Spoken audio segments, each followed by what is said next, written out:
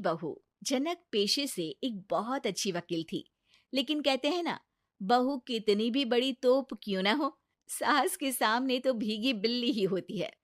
अरे जनक, क्या बात है? आज रोटी नहीं मिली अभी तक।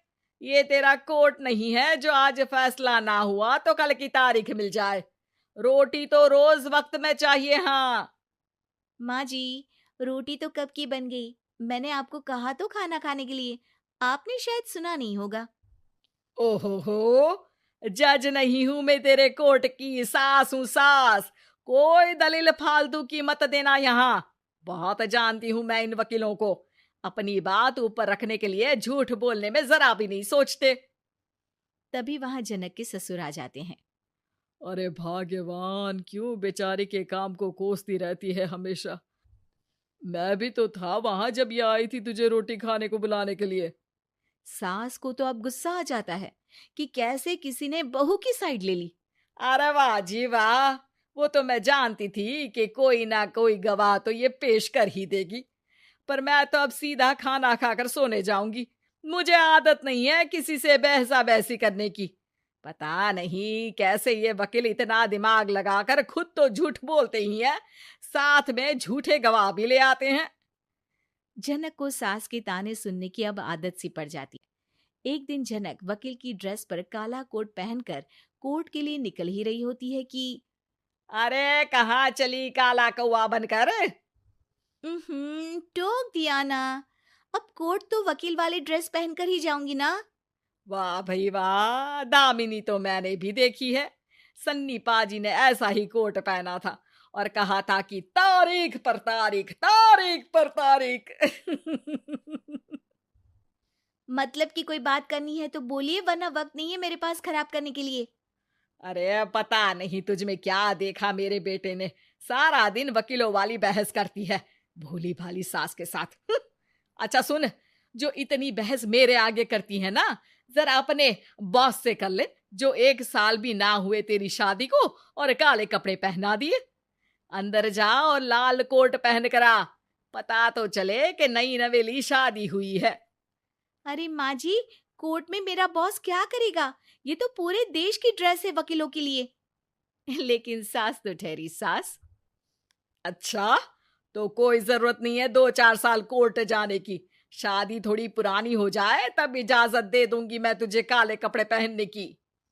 अब क्या था, मन मारकर जनक को लाल रंग का कोट पहनकर कोर्ट जाना पड़ता है। उसके जाने के बाद आहा, बढ़िया, ये पूरे देश की ड्रेस की बात करने वाली। अरे पहना दिया ना लाल कोट। अब सास आए दिन या तो जनक को उसके काम का ताना देती या फिर उसका काम छुड़वा देने की धमकी। तंग आकर एक दिन जनक पति से कहती है, मैं सोच रही हूँ कि कोर्ट जाना बंद ही कर दूं। अरे क्यों यार, इतना अच्छा करियर है, क्यों छोड़ने की सोच रही हो? अरे लाल रंग का कोट पहनकर जाना पड़ता है। हर बात पर सास ताना देती है कि वकील तेज होते हैं, सवाल जवाब करते हैं, झूठी दलीलें देते हैं। अरे तो ठीक है ना, वो जो कहती है अपनी समझ से कहती है, लेकिन तुमको तो पता है ना कि सच्चाई क्या है।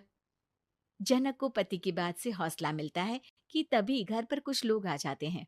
अरे आइए आइए पंच साहब, कैसे आना हुआ?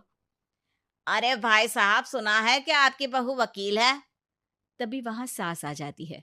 हाँ है तो, लेकिन क्या हुआ? फिर कहीं बहस कराई क्या? अरे हम तो खुद दुखी है उसके व्यवहार से। अरे भाभी जी, आपको तो पूरा मोहल्ला जानता है कि आप कितना बोलती है। फिर हम यहाँ बहू रानी की कोई शिकायत नहीं, बल्कि अपनी परेशानी लेकर आए हैं। ससुर जी खुश हो जाते हैं। हाँ हाँ, मैं भी बहू को बुलाता हूँ। जनक वहां आती है, सबको नमस्ते करके बैठ जाती है। बहू रानी, हमारे गांव में बड़ी मुसीबत आ गई है। अब तो पूरे गांव की जिम्मेदारी मानो तुम्हारे कंधों पर है। अरे ना ना, इससे तो घर की जिम्मेदारी पूरी नहीं होती, ये गांव की जिम्मेदारी क्या लेगी? भाभी जी, आप चुप हो जाओ। यहाँ पढ़े लिखे लोगों की बात हो रही है। आप जाओ, जरा रसोई से सबके लिए चाय लेकर आओ। मैं कॉफी लूंगी। हाँ हाँ, वकील साहिबा के लिए कॉफी। सास सर पैर सब पटक कर वहां से निकल जाती है। बहू, गांव में पानी नहीं आ रहा है। पड़ोसी राज्य ने हमारा पानी रोक रखा है। हम्म, इसका मामला तो बड़े कोर्ट में चलेगा पंच जी, लेकिन ऐसा क्यों? वो राज्य हम लोगों से पानी के पैसे मांग रहा है। अब आधे गांव में पानी की सप्लाई खत्म हो गई है बहुरानी। अच्छा पंच साहब, बात गांव की है तो मैं जरूर केस लड़ूंगी। यहाँ एक बार फिर सास की एंट्री हो जाती है। अरे वाह जी वाह, ये काम करवा लो आप हमारी बहू से, बहुत अच्छा करती है। मैं हूं सीधी सादी सास। इस लड़की ने कैसे लड़ लड़ कर मुझे साइड कर रखा है, ये तो अब आपको पता चल ही जाएगा। अरे भाभी जी, आपकी आवाज तो पूरे गांव को सुनाई पड़ती है जब आप बहू रानी को सुंदर वचन सुना रही होती हैं।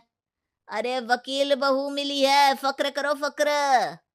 हाँ जी हाँ, सारी फकर तो हम लोग ही करें। खैर, अब जो केस लड़ेगी और पानी गांव में आ जाता है, तो पंच साहब लिख कर देना होगा कि हैंड पाइप में सबसे पहले मेरी बाल्टी और घड़ा भरेगा। अरे फिर तो हम बहू रानी के नाम पर घर पर ही सप्लाई दे देंगे, लेकिन ये इतना आसान नहीं है। बहू, गांव के पास अभी वकील करने की भी पैसे नहीं है तो। अरे पंच साहब, ये मेरे गांव का मामला है, मैं आपसे एक भी पैसा नहीं लूंगी। सास को बहू की बात पर गुस्सा आ जाता है, लेकिन सबके जाने के बाद झनक मन लगाकर गांव की परेशानियों को दूर करने में लग जाती है। और वो दिन भी आता है कि झनक केस जीत जाती है। अरे आज तो प्लम्बर आकर घर तक पाइप लगा गया है। खुश हो जाओ, मेरे कारण तुम लोगों को घर के अंदर ही पानी मिल जाएगा।